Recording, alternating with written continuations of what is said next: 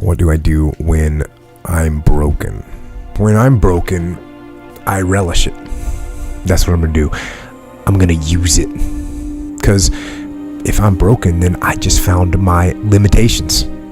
And until I know what my limitations are, how can I push them? How can I get better?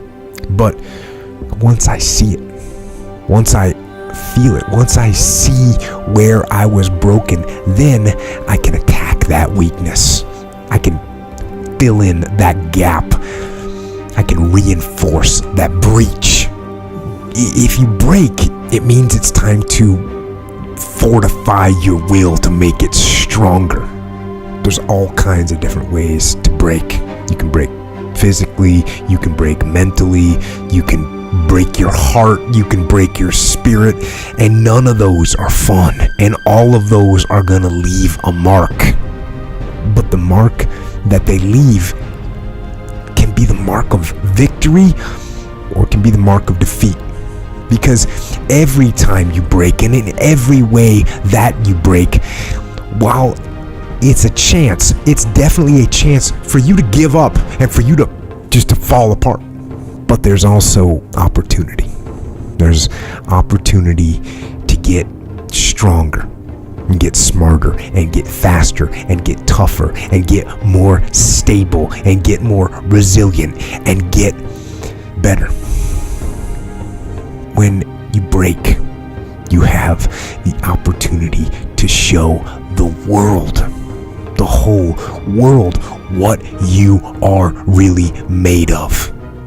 So if you break, if you break, the fight isn't over. In fact, if you break, the fight is just beginning. And as you crawl up and out of that dismal and wretched place, and you're covered in blood and sweat and dirt and filth as you rise above what you were, and as you take the form of who you are supposed to be, you will see that in the very act of standing up, in the very act of fighting on, you will become and you will remain unbroken. I'm not saying to put yourself down. I'm saying listen to the truth. And the truth isn't in the 20%. The truth is in this other part of your brain saying, look, man, you're wasting a bunch of percentage here. We have 80 more percent that we're not tapping into, because in this other 80% is suffering, pain, failure, self-doubt, darkness, and then a whole bunch of light. But to get to this light, you gotta go through all of this shit. So a lot of us know that.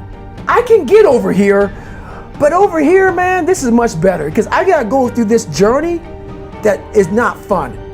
This from 20 to 100%, this shit in between is not fun. So we decide to live over here. So everybody goes, how do you do that? You know exactly how to do that. You know exactly, it's not a magic trick. There's nothing I talk about in that book that's a magic trick. It's all back down to a very primitive mindset of we just have to do. It's like breathing. Breathing becomes normal. Like we don't even know that we're doing it. That's how you have to live your life. When that alarm clock goes off at 4 or 5 in the morning, your mind says no. You just say, this is what we do. It's what we do now. Because to get to where you want to go, the amount of pain involved, I'm not saying physical, I'm not saying you got to break yourself off. The amount of mental pain of how many times you're going to have to do something that you don't want to do to get to where you want to go is going to be, there's going to be more times you do something that you don't want to do than you are going to want to do.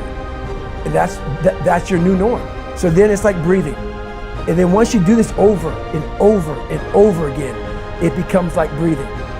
I don't want to live this lifestyle, but to get to the other side of this, I have to. So if you really want it, you realize what trying is and what trying is not.